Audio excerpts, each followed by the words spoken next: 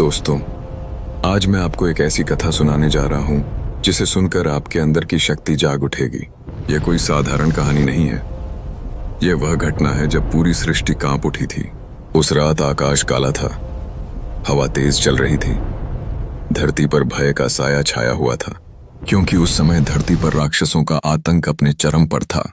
लोग रो रहे थे, निर्दोषों का खून बहाया जा रहा था, भक्तों की पुकार बार बार देवताओं तक पहुंच रही थी।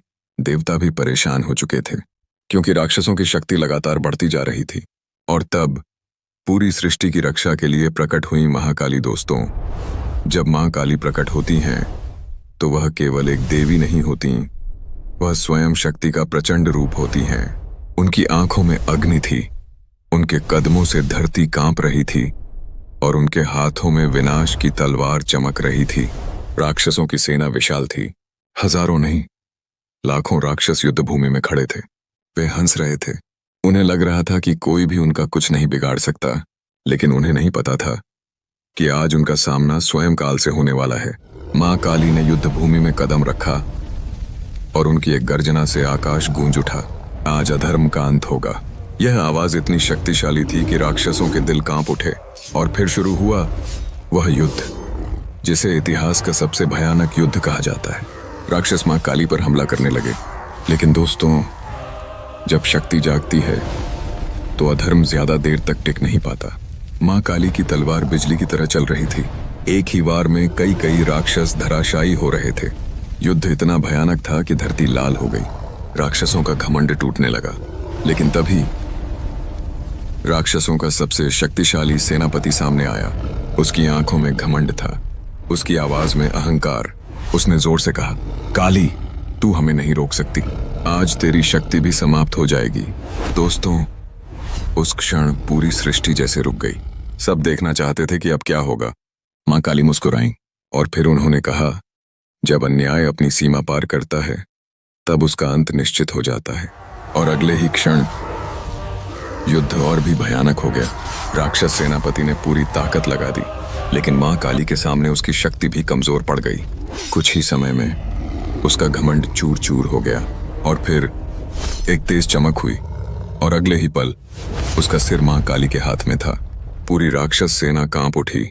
अब उनका मनोबल टूट चुका था। मां काली का क्रोध बढ़ता जा रहा था। वे रुकने वाली नहीं थीं। राक्षस भागने लगे, लेकिन अब बहुत देर हो चुकी थी। कुछ ही समय में पूरी राक्षस सेना समाप्त हो गई। युद्ध खत्म हो चुका था। लेकिन दोस्तों, कहानी का सबसे बड़ा मोड़ अभी बाकी था। युद्ध खत्म होने के बाद भी मां काली का क्रोध शांत नहीं हुआ था। उनका रौद्र रूप इतना प्रचंड हो चुका था कि अब पूरी सृष्टि खतरे में पड़ सकती थी। देवता डर गए। उन्होंने सोचा, अगर यह क्रोध नहीं रुका तो प्रलय आ सकता है। तभी वह क्षण आया जिसने इतिहास बदल दिया। वहां प्रकट हुए भगवान शंकर। शांत भाव से युद्ध भूमि की ओर बढ़ने लगे। उनके चेहरे पर गहरी शांति थी।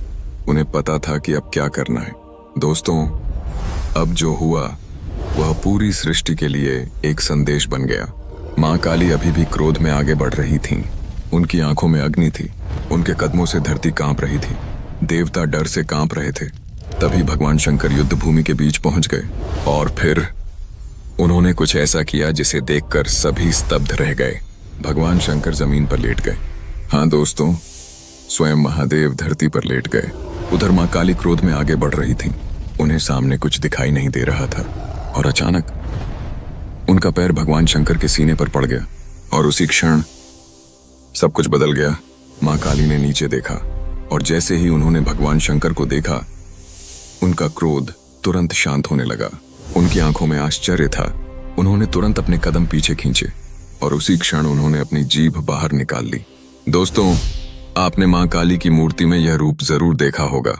यही वही क्षण था जब उन्हें एहसास हुआ कि उनका पैर स्वयं भगवान शंकर पर पड़ गया है। पूरी सृष्टि शांत हो गई, हवा रुक गई। देवता आश्चर्य से उस दृश्य को देख रहे थे। मां काली ने भगवान शंकर से कहा, प्रभु, आप मेरे सामने क्यों आए? भगवान शंकर मुस्कुराए और उन्होंने कहा, अब युद्ध समाप्त हो चुका है। अब सृष्टि को शांति की आवश्यकता है। यह सुनते ही मां काली का रौद्र रूप धीरे धीरे शांत होने लगा। उनकी आंखों में करुणा आ गई। उनका हृदय शांत हो गया और उसी क्षण पूरी सृष्टि में शांति लौट आई। देवताओं ने जयकार की, जय मां काली, जय महाकाल। दोस्तों, यह कहानी सिर्फ एक युद्ध की कहानी नहीं है, यह शक्ति और संतुलन की कहानी है। यह हमें सिखाती है, जब अधर्म बढ़ता है तब मां काली रौद्र रूप लेकर आती हैं, लेकिन जब संतुलन की बात आती है तब भगवान शंकर स्वयं आगे आते हैं। और यही कारण है कि सृष्टि आज भी चल रही है। अगर आप सच्चे मन से मां काली को याद करते हैं तो याद रखिए, आप कभी अकेले नहीं हैं। मां काली हमेशा अपने भक्तों की रक्षा करती हैं। बस आपको अपने अंदर की शक्ति को पहचानना होगा।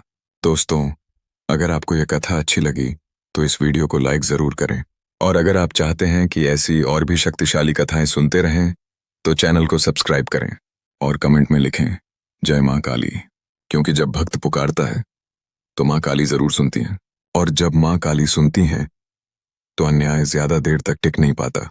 जय मां काली।